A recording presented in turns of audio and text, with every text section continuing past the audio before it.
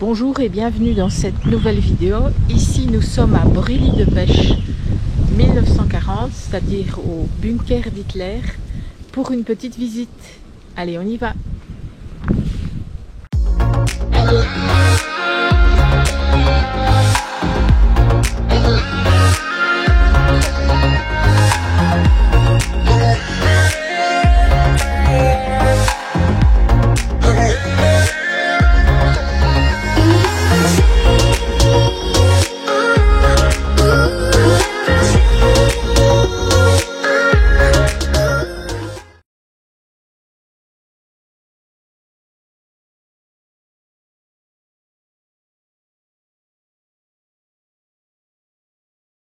Nous sommes ici à Brilly-de-Pêche, un petit village caché dans la grande forêt de la Thiérache belge. C'est là que le grand quartier général d'Adolf Hitler s'était installé entre le 6 juin et le 28 juin 1940 pour la deuxième phase de la campagne de France. Il pensait au départ s'installer dans les abris fortifiés du prolongement de la ligne Maginot, mais l'idée a avorté. Après un repérage de Fritz Todt, c'est Brilly-de-Pêche qui a été choisi. Mais pour qu'Hitler s'installe ici, en toute discrétion, Kurt Thomas, son chef de la sécurité, détermine une zone qu'il faut évacuer. 28 villages et plus de 27 000 habitants. Il devait se diriger vers le nord de Couvin, Philippeville ou Beaumont, et ça, sans se retourner. À partir de ce moment-là, ce fut l'exode.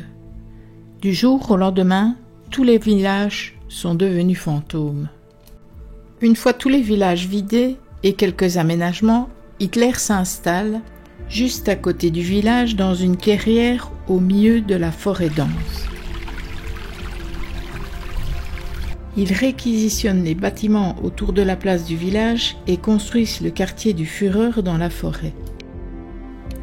2 chalets et un bunker.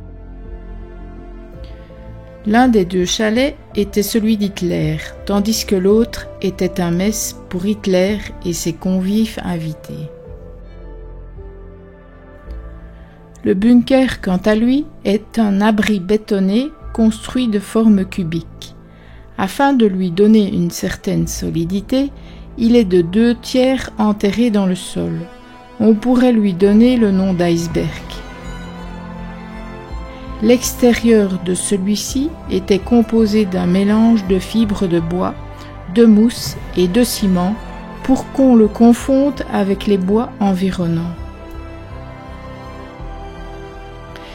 La pièce intérieure est minuscule, mais apporte à Hitler une sécurité en cas de frappe aérienne. Il y avait même une meurtrière munie d'une fermeture intérieure, ce qui rendait impossible toute introduction de projectiles. On peut aussi trouver non loin de là la rotonde qui lui servait d'oratoire. Elle a été construite en schiste et en forme d'oméga.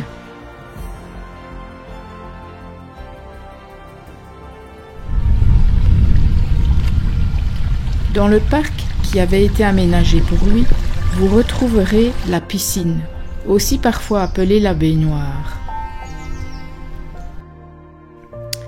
Hitler étant végétarien, un petit jardin y avait même été aménagé.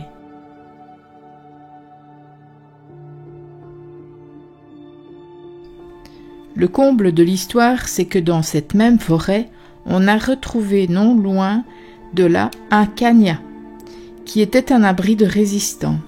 L'abri des maquisards était à moitié enterré.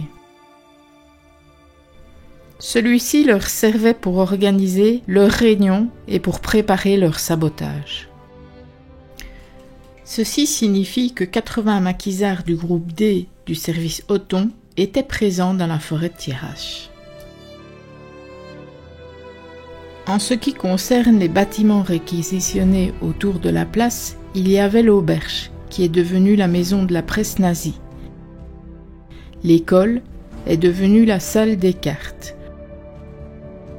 Le presbytère, le logement des aides de camp, et l'église était devenue une salle de projection déshabillée de tous ces signes religieux.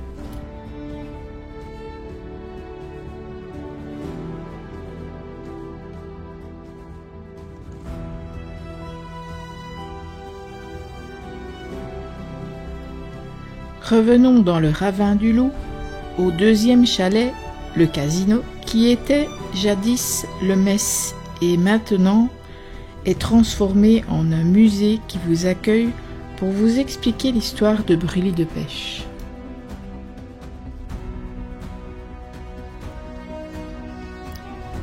On vous explique également la fonction et le rôle du groupe Othon.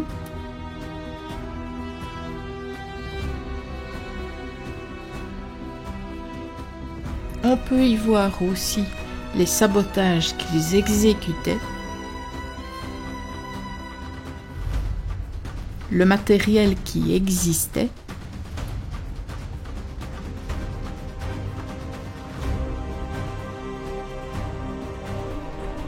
bref, si tout cela vous intéresse, en plus d'une vidéo explicative, d'un jeu de piste, d'une balade didactique dans le village, et surtout un petit arrêt à l'auberge pour s'y poser et parler de tout ça autour d'un verre ou même d'une assiette, alors rendez-vous à Brûlis de Pêche, au bunker d'Hitler.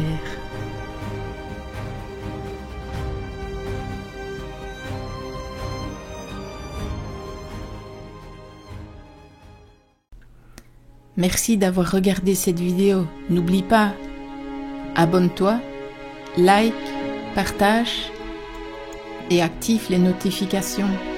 Pour plus de détails sur nos vidéos, rejoins-nous sur www.lesvoyageurdebelgique.com. À bientôt!